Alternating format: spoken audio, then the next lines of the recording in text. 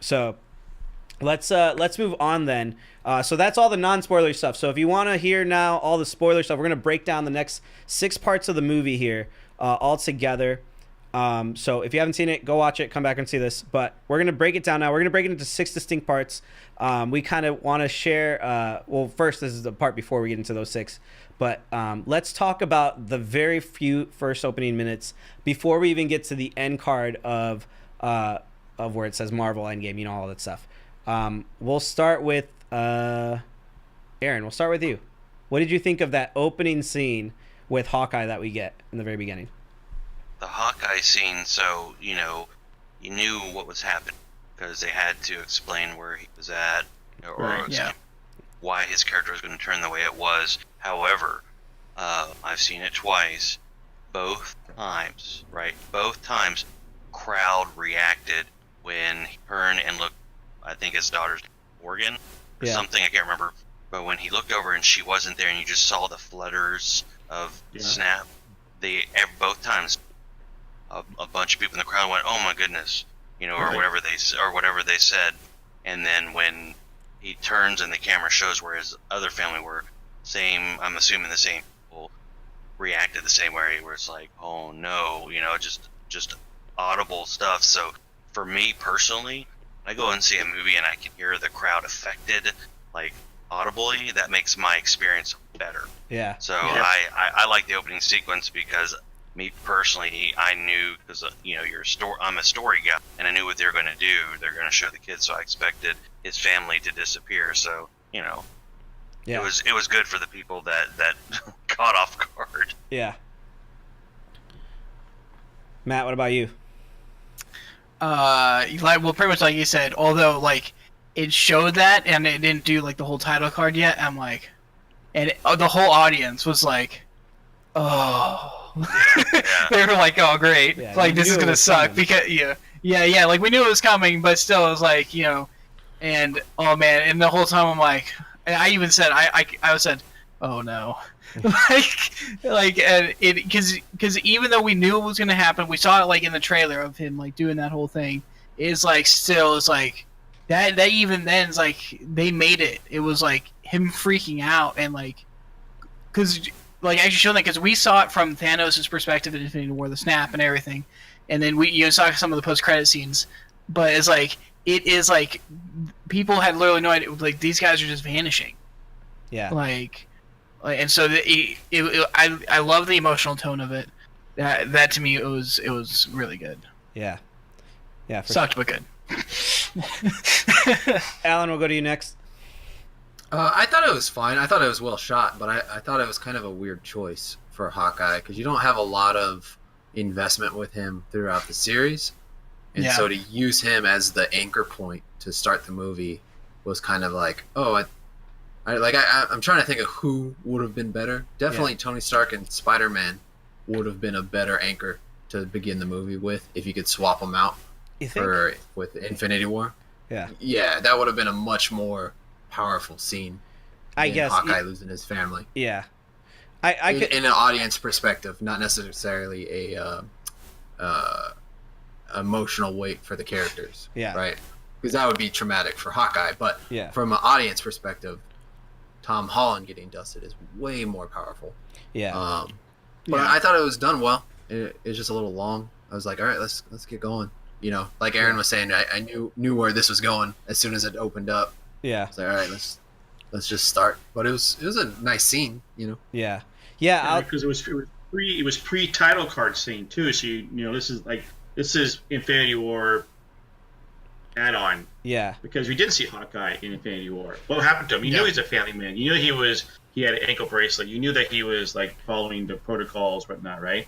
He knew he was in his family, and that's what his life is all about. And so you had to see what happened to him. And so he, like everybody else, he said, was affected by the dusting, because we didn't see all the regular people get dusted. We just saw the Avengers and the superheroes get dusted. Yeah. It was good. I liked it. I'll say, because tonally I feel like it just fits consistently with where Endgame left off. And I think it was one of the questions with how Infinity War left off, one of the lingering questions was like, where's Hawkeye?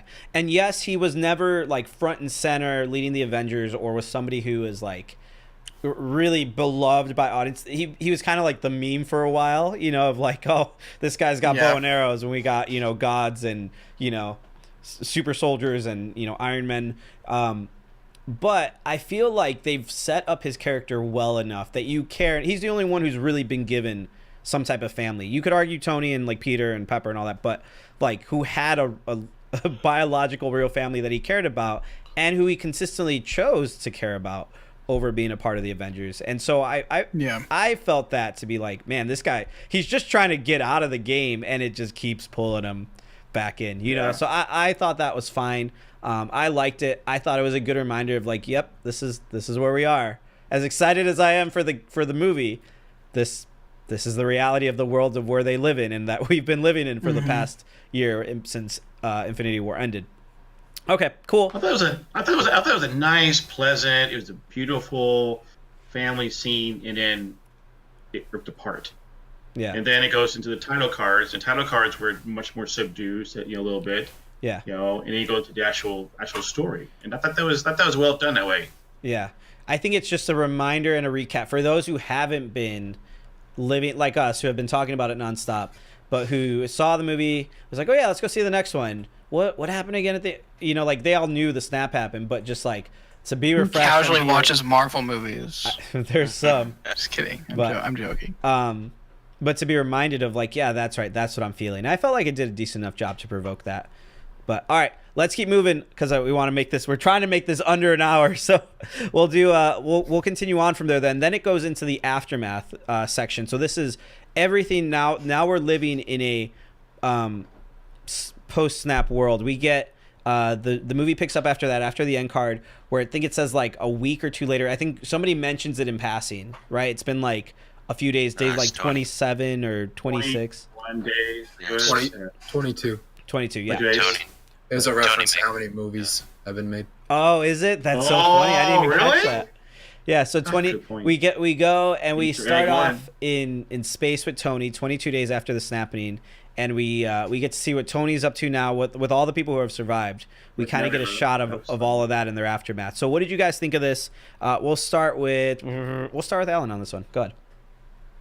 I thought Ant-Man was the most effective aftermath portion. I thought Nebula and Tony was really awkward, and it was intentionally awkward. I thought Robert Downey Jr. did a good job, but Nebula really deflated that emotion for me. Yeah. All the paper football stuff was funny, but like I was like, I would rather be sad right now. I'd rather feel the weight of everything happening than have this kind of lighthearted tone. Yeah. Especially to see him accept death, right? Yeah. He goes from that to being like, all right, I'm done, and lays down and goes to sleep, and Nebula comes and picks him back up. But the Ant-Man searching the wall for his daughter's name was so strong. It was such a great moment. You know, he's like, just please don't be Cassie, please don't be Cassie, please don't be Cassie. And then he sees his own name. He's like, what? And then him reuniting with his daughter was really like, that was one of the... Sorry, isn't that part of the reintroduction, the 5 years later? That wasn't the 21 days, that was 5 years later. Yeah, but it's the aftermath for him. I'm saying that was the most... It's aftermath, okay. That was the most effective... That was the most effective part for me of seeing what happened after Infinity War. Okay. More than anyone else's. Yeah, I said in the non-spoilery hear me out kind of short review that like, man, this movie made me love, like, I've always liked Ant-Man and I've like thought his character is really cool. I like Paul Rudd a lot. I just feel like he hasn't been given a great movie with like great writers and a great director. But this movie, I feel like Ant-Man was one of the stars for me. But I agree with you, Alan. I think Nebula in all of these segments did not really work for me. A lot of people have been coming out and saying like they love Nebula now and like that's one of their new favorites. I did not care for her character in this movie, and I don't know, maybe I'll like her more in the second showing. But anyways, we'll keep going. Ken, go ahead. Well, so the Nebula one, the Tony Nebula one, I thought was because obviously you're stuck in real space. You have to do something. You just can't let yourself wallow around. They tried doing something, but they clearly weren't going anywhere else. He had no options, hoping to pull it out of the bag. You're right. I mean, it may sound like he's accepting the final because we all expected that. That's the whole point. That I think the point of the movie in the beginning was, I think, okay, Iron Man's not going to be there for the rest of the movie. He's gone. I think Curtis being picked up, is great. But to me, the whole Nebula thing, I like the fact that, because one thing I think they talk about throughout the Guardians of the Galaxies is how much she and Gamora being sisters, and how much she's been rebuilt, and she's not really human, but she is human, or not. Well, she's organic. I thought it was kind of nice to see her have some level of humanity existing in there. Yeah. And then, of course, with all the other guys, all the people hanging around, they're like, they gotta do something. Let's do something, right? And then it's like, where is he? Where is he? And they go, well, he's on this planet. Let's go get him. And so, I mean, that to me, I thought was really cool because it actually showed, like, hey, you took him out. Yeah. Excellent, you killed him. Yeah. That didn't change anything. Okay, crap. Yeah. Which, okay, I'm saving my thoughts. It got Thor. Yeah. It got Thor a chance to right his wrong. Yeah. What'd you do? I went through his head. Because that was a big criticism, right? Because why did you shove your axe into his chest? Didn't cut his arm off like how it should have ended. Yeah. Or his head. You went after his chest. And so this time you righted his wrong, but see, didn't do it. All right, Matt. That was nice. Okay. I do agree with the whole Ant-Man aftermath. I think that was real. And I watched a review somewhere where someone said, I wish they didn't include that. And I'm like, wait, that was great. Yeah, someone said it was padding the runtime. I'm like, no. I love that part. But the main aftermath with Tony and Nebula in space, I know it's supposed to be purposely awkward and everything, but I still there was a couple points, and of course, I'm not blaming the actress who plays Nebula or anything like that, but this is the way her character is. I think she doesn't know how to act around people. She's a killing machine. Yeah. It's like Arnold Schwarzenegger as a Terminator. I think it was consistent. It was consistent with Tony's character to not just lie down and die. Right? It's like, well, we gotta do something. Yeah, if I can't get us out of here, we're gonna at least I'm gonna teach you how to play football, or something, or just try to make light of the situation. Yeah. I would have rather seen him attempt to engage with her not engage with him at all, and then him finally give up, and then her come and pick him up. Yeah. That could have been good. Yeah. Although I was hoping she already bypassed that point of her character. Yeah. Yeah, true. All right. Although I was hoping that their whole thing on getting back to Earth was them hey, look, he has some nanotech left, and then she's taking parts out of her arm or something to try repair the ship, and which they did, but they didn't really go into it. And I'm like, oh, I thought they were gonna get out of there with his brains or something. Do you want to talk about how they get out of there? Yeah, we can talk. That's all part of it. That's all part of the part. Okay, that's part of the part. Okay. Well, so Captain Marvel shows up and picks him up, and you could argue that's a terrible plot point. Okay, look at that. It's a horrible. Captain Marvel shows up. Yeah.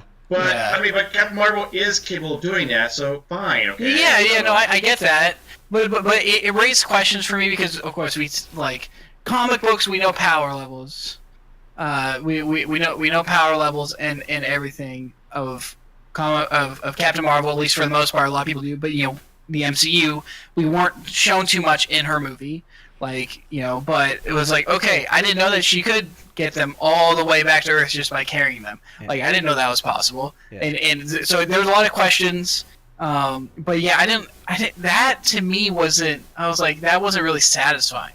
Yeah. Like I said, I wanted Tony to fix the ship and they can make it. Yeah. But I don't know. Yeah, that's that whole part.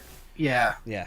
Part of the reason why it wasn't satisfying is they basically did that with Thor in Infinity War. Yeah. Right? You have True. Thor floating out in the middle of space, and the Guardians just bump into them. But at least with the Guardians, it's like they gave a semi-decent reason on why they're there. They're there because they're like, hey, a distress signal went out. Yeah. We're looking to make some money. Let's go see what happens. Because and that's very consistent with the Guardians characters. This was just like, wait, where the heck did she come from and how did she know? I It would was a have glowing light. It would have made more Well, sense right. if there was, So- even if they had to, right? Because they're trying to paint Captain Marvel in the best positive light possible. This was before all the like Brie Larson hate stuff started coming out, so they're still trying to like make her seem like a hero in this and give her something to do. I would have rather them do a mix of this where like they work together, they try really hard, and Tony realizes he's not going to be able to send to get them home, but he can send a final message from his helmet, or he can do something, and through that's what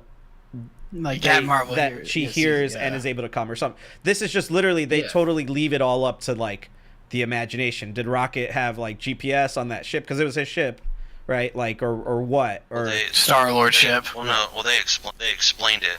But it was all off screen. Though. That's the problem with her showing Yeah. up yeah. the way that they did. So at the end of her movie, she shows up and says, "Where's Nick Fury?" So you have to assume, based off of what they said when when they figured out where Thanos was at. So they knew that Thanos was on Titan, so they sent Captain Right. Marvel Oh. Titan. Yeah. So you're saying Captain that, just to clarify, Yeah. you're saying that the Captain Marvel in credit scene happened before she found Tony. She went to Titan, found Tony on her way to Titan, and brought him back, and that's Yeah. why that scene wasn't in. Yeah, Oh. yeah, because I mean that scene where she said, "Where's Nick Fury at?" Captain America still had his beard, and if she saved them with that, if she had saved Tony, and then just showed up at the Avengers place, that would have been like, who is she? Why did she save you? Yeah. That's true. All these questions And- rather than her showing up and how did she know where to go as far as like the Avengers place? Well, it's 'cause she'd Well, already Captain- been there. When Captain Marvel was showing, implying he just shaved his beard off. Did they show? So the Because crime that scene, was like 22 bothering me the days, whole time snap. because that was bothering me because I remember and I'm like, wait, because first I was thinking, man, this is crazy. Everything we saw in the trailers is happening right now in the first like 5 minutes. They show them Right. trying to get off. They show all of that, what the city looked like and everything else that we've seen in the trailers essentially almost. And then I'm like, wait, Captain Marvel shows up and then this happens, but Steve Rogers clean cut, and I'm like remembering, I'm like, I could have swore that in the end credit scene of Captain Marvel, Cap has a full beard. Black Widow. I was trying to remember like where her hair level was and what color it was. Right. I'm like, this doesn't seem consistent wise, but maybe that's why on my second viewing I was gonna try to look to that to see like, is there showing a scene where he's shaven and he just got clean cut, Yes. or what? Yeah, Okay, they so showed at him least shave. She brought him home. Right. What about so it's about 22 days, right? And so somewhere in the 22 days, at some point, Captain Marvel comes back, and then at the end of the 20 days, that's when they bring Tony Stark back. So there's those 12 point in somewhere in those time frame. Of course, he mentioned about getting off the planet and then rigging the ship up a little bit to fly 48 hours, whatever it is, right? I don't forget what they did. So that's like 2 days worth of travel there. So we don't know how long. So there's a span there that allows for that in between movies that actually Captain Marvel actually did the work. Yeah. So that does make a lot more sense, Aaron. But it is a bad way to No, it's tell bad a story. Yeah, It's bad storytelling. It's terrible storytelling. Yeah, because Well, again, and like, given- Brothers. good. Later on, when they actually go get Thanos, right? They zip through their version of warp, right? The two little gateway things, right? Yeah. Does Captain Marvel fly through those kind of warp gates too? Because that's a long distance from Titan to I don't back think she to needs Earth to, without is the the gates. She doesn't too. She's that fast. Have you not seen Captain Marvel movie? Well, I did, but she's that fast. I mean, So at the very end of the movie, when she's following the Kree, she's flying next to them. So they go into warp drive or whatever, and she's flying. They hit the jump oh, you're points. right. Yeah. Yeah. Yeah. Good point. Very good point. Yeah, she is that fast. Okay. Yeah, it was a bad MacGuffin, like I said, and I just wish, like I said, at least with Thor and the Guardians, which is the closest thing we can get to, there was a reason given within the movie where you don't have to make these logical jumps between an end credit scene Right. and this, because like all the things they're saying, who knows what direction they went in? How big space is, like how far did they get with the fuel that they were able to get, or what Tony rigged? How long has Captain Marvel been looking? Did Rocket have the coordinates somehow of the ship? I would rather have just been like, hey, or Tony, when he's talking to the helmet, telling Pepper, like, we sent out this signal 2 days ago. We only have, 12 hours left of food, and just kind of being okay It's with already a that better food. story. Yeah. You've already just improved the movie. Yeah. Yeah. I'm sorry, I'm supposed to save all that stuff for the end, but I guess we could talk little things overall. Okay. Cool. Everybody gave their thoughts, right? I didn't miss anyone. So then we can move on to. Well, for me, as far as Oh, well, we didn't as even get far to as the other half of the introduction. Of Well, the no, as opening. far as like the opening sequence, though, I mean, I didn't know how far because Alan went straight to the Ant-Man sequence, which is Right. like after the 5-year jump. But Yeah.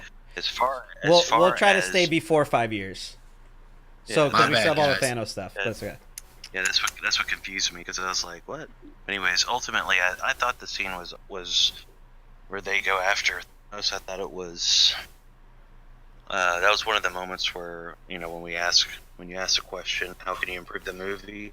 I would take all of the free 5-year stuff, all of it, because it was it was meaningless. So I didn't. I mean, it was fun watching Thor chop his head off, but I mean, other than that, there was really no point to it. Mhm. Yeah, I would agree. If you have to trim the movie, there's a lot of fat in that area that you could Yeah. take out. Yeah. Yeah. Yeah, I suppose so. Yeah. It's satisfying to see Thor get. Sorry, Not wait for the Thanos to head. get. Yeah, for Thor to actually get the head off, as he should have. Yeah. done. Yeah. Sorry, Go ahead. Diego.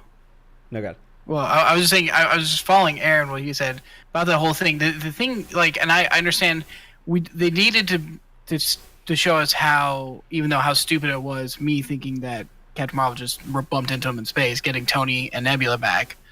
But with the whole Thanos thing, like, yeah, we didn't really need that. Although I did like it because, like, you see him and it was actually funny. It's because you show Thanos in the garden and he's like super scarred up.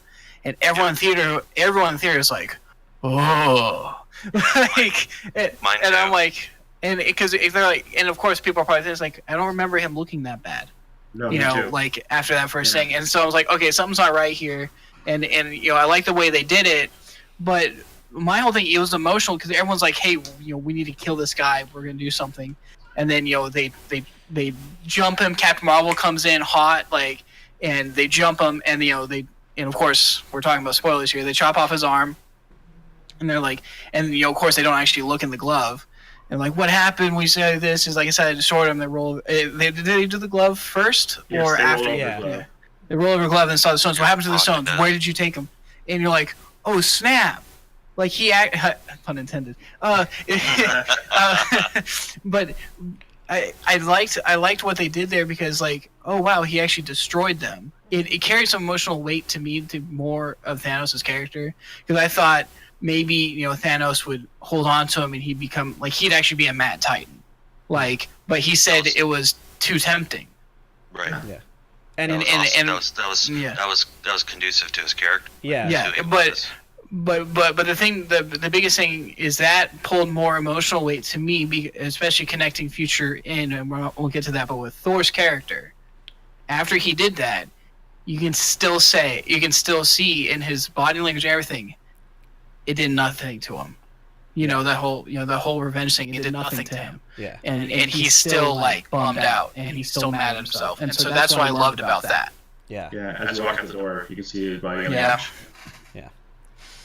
Yeah, I think with a lot of this, yeah, I think there's like a couple things that you see there. I maybe wouldn't take out the whole thing because I feel like they play off of it later on, with like later Thanos seeing what happens anyways. And that's other things later we'll talk about. But I think one particular part in here that I was like, this really could go without is to have the scene where Captain America is doing the this is the only scene, I think the biggest scene that took me out of the movie the most was when Captain America is doing the in the aftermath part, the like where do we go from here that you kind of see in the trailer, that support group, and then you see Joe Russo in the support, one of the directors of the movie, sitting there, and he's like talking about how he went on a date with this other guy. Screenwriter. Starlin. And one of the comic guys, Jim Starlin. Yeah, and you're just like, wait, what? like, I get it. Okay, they're struggling to move on, but I'm like, if you had to cut something, at the very least. I heard Joe Russo's voice, and I was like, wait, what's going on here? I've heard these commentaries. Like, so what's going on in our theater? Yeah. Well, one thing that I'll tell you, it was like a really small scene that like brought some internal joy out of my heart, was when they went into warp. They did a really good job, and they zoomed in on Captain America's eyes, the man out of time, going through space for the first time, and it was just like it was just awesome because you like experienced it with him because it was in his eyes and the camera was his eyes. It was really good. Yeah, it was a really good shot. Yeah, I like that. I actually liked all this because, like I said, in my mind, I had this pre-decided notion where I'm like, I don't want this movie to be focused on. Like, I understand that stones are going to have to come back into play somehow to fix everything, but I don't want this to be a movie where it's like a battle of the stones just over again. I don't want it to be another copy of Infinity War. I'm like, I want this to be like more of a battle of like inward of like, not we just have to deal with this. Like, the stones are gone for the most of the movie. There is no getting the stones back. We need to deal with the reality of like, we really lost. And that was exactly what this moment gave me. And I'm like, oh crap, they're actually doing that. I didn't think they'd be ballsy enough to do that for the whole movie and to let that be just settle and stay that way. But that beginning part gave me this small inkling of hope of like, maybe they're really not going to do time travel and just, use the time gem as and just move on on and have some other way where they're going to explain all the other characters. I knew in my heartest of hearts that wasn't going to be the case. But that scene when they just kill Thanos and the stones are gone and you wish them away, where I was like, maybe. Like, this was the biggest hope I had going into it. And then we get to 5 years later. Which you know what I thought before the Ex Machina rat showed up and saved the universe. Yeah. I thought that Thanos was using reality stone to trick them. Same here. At first I did too. Yeah. Right. So that would have, to me, again, that'll be later on. I can go into it more. I would have thought that would have been more of that would have made it better. Yeah. If we would have used reality stone. All right. Well, let's go on. Go ahead. Sorry, last thing. I was just going to say, I thought the aftermath stuff, they did a really good job at showing how broken all the characters were. Yeah. They really, they turned all the characters on their head. All hope was gone. All the drive, the whole I can do this every day was completely beat out of Captain America at that point. Yeah. Oh, definitely. To the point where he despised that idea. Yeah. Yeah. Later on in the movie. Yeah. And and everything I liked was they asked Captain Marvel, "Where were you?" Says, "No, there are thousands of planets who don't have Avengers." Yeah. Oh man, I'm thinking all of this other stuff that's coming back, right? Because we kept seeing all of this in the trailers. We're like, oh, that's going to be like halfway through the movie or near the end, or this is when they're going to really go after Thanos, at the end. Last thing I'll say about this, Robert Downey Jr.'s performance, where he's all skinny, I thought when he gets back and reunited with Cap and the rest of them, just gives so much more weight to Age of Ultron, which I think is like one of my least favorite Avengers movies, probably my least favorite Avengers movie out of any of them, but just made me appreciate that movie even more, because when we get to the end of that movie, we think Tony was wrong for creating Ultron and trying to do what he was doing. But then you watch this movie and you're like, actually, the dude is probably right. Like, who knows? We don't know. Maybe Thanos still would have did everything the same way. But if they would have had Ultron to help them, thought-provoking. Yeah, it made you think more and made me appreciate that movie, I guess, a bit more because of his performance there. But good. I will say I love the whole RDJ performance too, but that beginning part, that arguing, I was like, oh snap! Like I keep on saying, oh snap. I'm sorry. It's appropriate. But it is appropriate. But no, yeah, I loved that. Yeah, where were you? It's like, when we needed you, you weren't there. I fought the battle on Titan alone, even though Captain was fighting the battle on Earth. But it's like he could have been with, Iron Man's concerns. Like, if you were with me on Titan, you probably could have killed him, but you weren't there. Yeah, they were too split up still and trying to recover not fast enough. Let's go. Let's didn't move call on us to let's go on to the 5 years, because then after all that, we see that the heroes lose. Things go back. There's no going back at this point. The stones are gone. Thanos wished them away. They kill Thanos. They chop his head off. Tony's back, but he's ticked at the rest of the Avengers. We get a black screen 5 years later, and we pick up from there what all has been going on. This is the reintroduction of characters, where they've all been, where their lives are now. Let's pick up from there. We'll start with... Who haven't I started with? Ken? Let's start with you. So in the comic book world, there's been a lot of books speculating, spiking, because of what possible characters are going to be in this movie. And one of them was Hulk. And when we see Professor Hulk, it was like, booyah! People were like, there you go, okay, got Professor Hulk there. That's what people were looking for. So those books spikes did really well. The best part I loved about the whole 5-year thing, Ant-Man was good because you had to have him in the story to tell how you're going to get to the quantum realm. But what the best part I thought was when Rocket and Hulk went to New Asgard. Yes. Yeah. They walked in, and so I don't need to wear prosthetics, okay? I don't need to wear prosthetics. Chris Hemsworth was wearing my body. They did the it was reverse. so funny and amazing. They took our Block Ken technology and they reversed it. Yeah, Instead exactly. of having the face of Ken, they had the body of Ken with somebody else's face. What I thought was nice about the whole movie, and you can see more of it all through about the Thor story, was what happened in Infinity War and what they did in the beginning, wrecked Thor. You think that's the god of thunder, right? This self-assured guy who can do anything. He's no different than all the rest. That's what, later on, we'll see what touches his bomb, right? Just makes you, well, you're not human, makes you like everybody else, Not that he was just whacked out, of course. Excuse me? 5 years later, half the world's gone. They're still playing Fortnite? Hey, man. I thought Half that was of funny, the man. people They're at still playing Fortnite, that just mean that everybody at Epic got a raise. That's all. It's true. Let's keep going. True I am story. the god of thunder. I will come to your house in your basement. I will shove your arms up your butt. That's so great. That was Anyways, great. I thought Yeah. it was good to see where people were. People had been shaking themselves. Black Widow basically being the leader of the Avengers, and just people trying to move on and not be able to move on. Yeah. All right, Matt, go. Here, go. Sorry, I'm just getting pulled everywhere You're good. mentally. No, I like the 5-year after part because it still shows Black Widow trying to fight the fight. Trying to make sure because it shows Black Widow sitting there at the Avengers HQ and having everyone up on the Hollow thing, and what's the King's Guard leader's name? I forgot her name. Oh yeah. Um, I can't remember. I forget. But I know what you're talking about. Yeah. but yeah, the girl from The Walking Dead. Yeah. But Michonne. But when it's like, hey, there's tremor. Yeah, right, Michelle. There are tremors and stuff, and she's like, well, what can we do? It's like, it's earthquake. You can't do anything. And so I kind of like it, kind of not grounded, but just seeing more Black Widow and all that, but I will go with Ken. I loved the introduction of Professor Hulk, but I also hated it. yeah, I did too. And Did not work as well as I because wanted it no, it's great having Professor Hulk. That's my favorite part. But they did stuff to the Hulk, and we can talk about later, when we get a little bit further into the stuff, when we get to our next segment. But because there's just a couple things that happened with him, and I'm like, that's not Hulk. I don't care if it's Professor Hulk or not. That's not, yeah. And so, Calvin has said it the best: neutered Hulk. Yeah.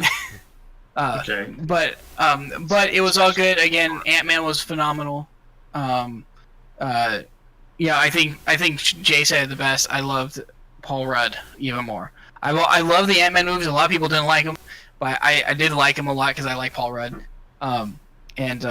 Yeah, it's the whole 5-year after part. What and it should because isn't that when we get introduced to Tony and his Yeah, we see family? Tony and his family and everything. Finally go there. Yeah. Yeah. Yeah. And so, but of course, Tony is retired, but he's still building suits. Yeah. It's just Tony. Anniversary gift. Yeah, my anniversary gift is an Iron Man suit for my She wife. never That'd be wears cool. anything I give her. All right, we'll keep moving. I- Oh, go ahead. yeah, Do you have one yeah. last thing? No, Key, you're good. No, you're good. Just want to keep it rolling. Aaron, you're Yeah, I know. So, as far as the after 5 years scene, my favorite, I liked what they did. I like the fact that Tony normally is just go-getter. Yeah. Like, daughter held him back. Mm. Wasn't just because what was it in original Avengers? It twice about that bomb into the hole. Infinity War. Ever was screaming at him. don't get on the spaceship. He threw it.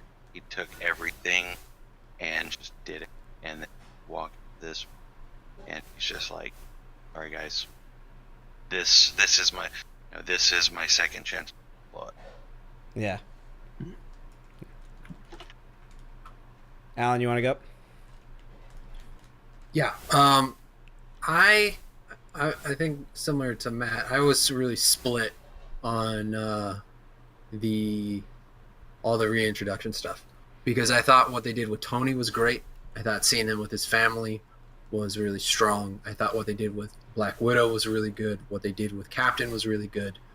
But the Thor, Hulk, and Hawkeye, I was in between. I could go either way on that.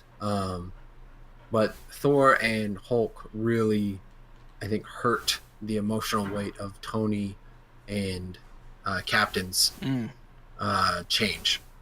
And so it's a Disney issue, is what it is. They don't like to sit in uncomfortableness. They don't want their audience to feel too sad or get too invested into the hard moments. So they undercut it with these moments of levity, and which people love. It just really takes me out of the story, because it doesn't hold to the tone. What about for too jokey? Yeah. What about for Ant-Man? Where did you put him on the scale? Did you like him or did you not for this part? Yeah, that was what I was saying in the last part, was that I thought he did the best. I think that was the strongest reintroduction scene, was his emotional weight. But so Ant-Man, Tony, Captain, and Black Widow all were broken, all were struggling, all were trying to overcome everything that happened. And then you have Hulk and Thor being these jokes, being this moment of like, haha, we're not too serious. Yeah. And coming back in. I think because Ant-Man has some levity to him as well. Like one of my favorite like stupid movements is when he's trying to eat a taco, in front of the Avengers, and then it just keeps blowing away, and they're like, "This dummy doesn't know this is the landing area," so just watch out for him, and everyone else coming in. Yeah, I don't hate all of the comedy. I don't hate all the jokes, but the characters, the reintroduction to the characters, those were just jokes. Yeah. Thor being fat, that was a joke. Hulk being this.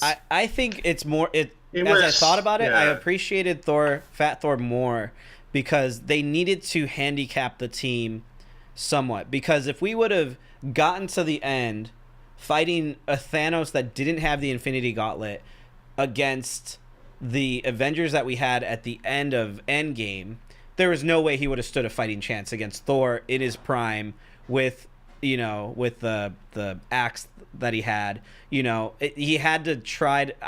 It made more sense to me that they needed to handicap Thor in some way, and I think it was just kind of fitting to his story in that way. I agree to that, but his body was never part of his story. His body was for the audience. It was always like a sex appeal thing. It wasn't a part of his character. And so to take that away from a character standpoint doesn't make any sense. It's just, here's a joke. I'm fine with him becoming an alcoholic. Hang on, kid. I'm fine with him becoming an alcoholic and having this darkness, but the body thing was just a joke for the audience. Yes, it was, but it also shows you how far someone can fall. That's what I was thinking. I think even a god, Yeah, because what got me about the fact that each of the Avengers has something representing human nature thing. Okay, the Hulk kind of moved on. Okay, yeah, he's kind of brevity and having good fun with his new character, right? Because that happens to people, right? Black Widow just can't move on, right? And you're still fighting the fight. Captain America, who's trying to move on, not fighting the fight. Okay, and then you have Thor, who just basically gave up everything. Let his body fall apart, his emotions fall apart, just turn into this nothingness. I just thought I appreciated the variety. You're right. The actual body was for a laugh and for us to see. Okay, but I thought that by virtue shows everyone broken in different ways. Yeah. Yeah. Had he been vain throughout the other movies, I would have been way more on board with it. Yeah. But since they didn't establish that before, it was kind of pointless to me. True. Good point. I think I didn't mind Thor as much. It didn't really take me out. Like I said, I think it just kind of went along with the story of, he's given up. He should have went for the head, and he's been beating himself ever since. 5 years has gone by. Dude's out of shape, whatever. I didn't really mind him so much as I did Banner. I just felt Banner was underutilized in this movie. He was the guy who was smart but not smart enough to figure anything out. He was the guy who was strong but not really strong enough to really lead a fight. And I even walked out from the final scene and being like, did he even get a moment where he just got to fight Thanos or kind of go head to head and get his rematch, against the Mad Titan? But regardless, his moment was the snap. The snap thing, which to me again still was like, okay, but it wasn't grand. I still just felt, yeah, it wasn't like, oh man, this is what I wanted for it. I thought for a lot of other characters they got good end caps to their stories. Hulk wasn't one of them, and maybe it's because he still has more stories, so they're like, he doesn't need a good end cap in this movie. Yeah, but that's a fair statement. You guys all make very good points. One thing I'll say at the reintroduction, Aaron brought this up a little bit ago, but yeah, that rat just happening to step and hit exactly the right buttons to throw Paul Rudd out finally 5 years later. Yeah, that was again that was in line with the Captain Marvel, where it's like, okay, I get it, they're at a 3-hour runtime, they can't do a lot, but I'll save it to the end of my whole thought of what I would have done instead. Didn't bother me as much as why their van was in a storage area, left it on top of a parking garage. Yeah, I don't know. Well, it probably it's probably less impounded than it was whoever the. There's half the people still around, so someone had that. It's still someone's property, so they just impounded it. Yeah, but I agree. The rat thing was dumb. It would have made way more sense if he just popped out. Yeah, you don't need the rat. Cut that scene out completely. Yeah, if he just was able to come out. Just fall out. I'll save it because I have a thing that I think to me was like, this is how I would have just fixed Endgame and how I would have made it a 10 out of 10. But I'll save it to the very end. All right. Everybody good with reintroduction stuff? Can we move on to the time travel? So Ant-Man gets out. He finds out his daughter's good. He meets up with all the other Avengers. We kind of see that in the small trailer of like, hey, guys, it's me. Remember? I have a battle and whatever. So he reconnects with everybody. Finds out that to him, these 5 years had really been like 5 minutes while he was in there, which kind of we were all hinting about and joking about from the Ant-Man movie, the second one, the sequel, Ant-Man and the Wasp, because, how did his wife, age but not have to worry about eating or whatever, which isn't super consistent, but whatever. So now we get this time travel project where they're like, we can use the microverse. They're not calling it the microverse, the quantum realm, whatever, to go back in time to get the stones and save the world and fix everything. And so they get the band all back together, call on Tony and Rocket and Thor and Hulk, everything that we see here that kind of covers the reintroduction, and they try to get prepared for the time heist. What did you guys think about this part? I thought it happened too fast. Yeah, yeah. Like Tony was he thought about it for half a second, and he's like, yeah. Oh, there we go. Figured it out. He did this a little bit, and then he was just like, oh, there it is. I think he's been doing it since day one. I think he's been trying to figure out a way to solve it since day one. Okay? I'm talking about the movie, kid. These people don't exist. This was directed and written, and so what they show you is he looks at it for half a second and solves it. Yeah. I know there's a lot of implications that he's been thinking about it, considering it, and trying to figure it out. Yeah. But what you see, the pacing you get, they show up, they tell him, hey, we have this idea, we need your help. And he said, no, that night. And then by dinner, after dinner, which he invites them to, he gets it figured out. Yeah. Yeah, you're right, it was fast. Yeah. I like the way they poked fun at the whole idea of time travel. Yeah. I know they did also time heist, right? But they say, oh, you mean like hot tub time machine, right? And the way they express Back to it. the Future. Die Hard. I like the way that. I like the way they actually did all the time travel stuff and explained it, how this is going to work, because it's not you're not changing, not killing, going back and killing baby Hitler. You're going in the past is now your future, and now the future is now your past. That just sounds an interesting explanation. Yeah, so it might be getting into it a little too early, but we see with the Ancient One, she is establishing the multiverse, right? She's talking about when you take this off, you're creating a new path. Right. And so this is creating their entry into having multiple universes. And I think they're going to be able to travel between different universes throughout the next movies, which is how they're going to reintroduce X-Men, or introduce X-Men, possibly let Tony Stark come back in for cameos here and there, Yeah. possibly let Captain America come back, But different things like that, Yeah. which leaves the door open. Because Robert Downey Jr. has talked about he wants to still be involved with the MCU. Oh, really? He wants to. Oh, know that. Even All though right. his contract is up, but he's saying, yeah, I think I'll be involved for a while. So there's potential that he could slide back in. And this is for me, this part here, and for all the things that you guys are just saying, is totally why, for me, the movie's not a 10 out of 10. This was the very obvious thing that was going to happen, that we all kind of said time travel was going to play involved in some way. We didn't know how, if it was going to be through the microverse or through the time stone. But to me, it just, this is the part I hated the most, I think, out of anything, was this part. I didn't want them to open this Pandora's box of making everything now in the MCU totally reversible at any point, and taking a lot of weight out of everything that happens going forward, for exactly the things you say, with Tony being able to come back later, with Cap being able to come back later, and it just makes things really, really messy, I feel, from a narrative standpoint. And this was the low-hanging fruit that I was like, this is the route they're going to go if they want an easy one.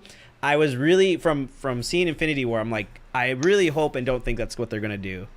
It seems like the easiest option, but yeah, this part annoyed me. I'll just leave it at that, because I don't feel that the rules were super, super clear, and it's time travel, and so, like I said, for all the things I just said, I didn't care for this part. Oh, we had to be very careful. Yeah, and like going. Well, they try to establish that it's dangerous, that it's risky. Then they figure it out, and then they're just like, oh yeah, we can just keep doing it. It doesn't matter. We can just keep going back in time, and it like you said, it makes everything in the future not matter. Yeah. Because why are you going to care if someone dies? Yeah, the rest of this movie, happens? What does it matter? Yeah. You know? Yeah. And to me, I was like, maybe even, it's just because it was getting late. It was like 11, almost midnight or whatever. That I just was annoyed because I was sleepy or tired. But I'm like, no, thinking about it days later, I'm like, that still was just a horrible, horrible plot device to use time travel. It's never a great one. But isn't time travel always bad? It's pretty consistently. Yeah. So, other than when it's about time travel ruining things, that's the only time it works. Yeah. But beyond that, it's bad. If it helps you from having to write creatively, it's a bad thing. Yeah. Yeah. Aaron, what did you think about this part? So, one of the things that we kind of maybe skimmed over, leading up to this point, is the reemergence of Hawkeye as Ronin. Yes. Right. I love that. Yeah, because it was like an epic scene, because he was like, Thanos killed everybody, yet you still are here playing humanity, so now you're left with me, which is like epic when it comes to the character Ronin. So when I thought that whole scene was good. But I like what the guy he was fighting said. He's like, how are you any different than me? Yeah. You know? Which I thought was a strong point. Yeah. Sorry, I was not trying to cut you off. I was just trying to add to what you said. Whatever. I'm only as mean to you as you are to Ken. But no, I mean, that whole scene where Ant-Man is like, do I do this? And then, because at that point, Hawkeye didn't have anything to lose, so if there was a mess up, it was going to be him that took the brunt of it. Yeah. Mm-hmm. I'll say the redeeming point of this part for me was really just the gag, the throwaway jokes of when they're trying to figure it out before Tony gets there, and you see Bruce Banner with Ant-Man, and he's like reverting him into like an old man, into a teenager, into a baby. And he's like, what? He'll grow. And then he comes back. He'll grow. Yeah, and he's like, I soiled myself, and I don't know if it was baby me or old me. Or just me. Or just me, yeah. I thought that was the best part of there.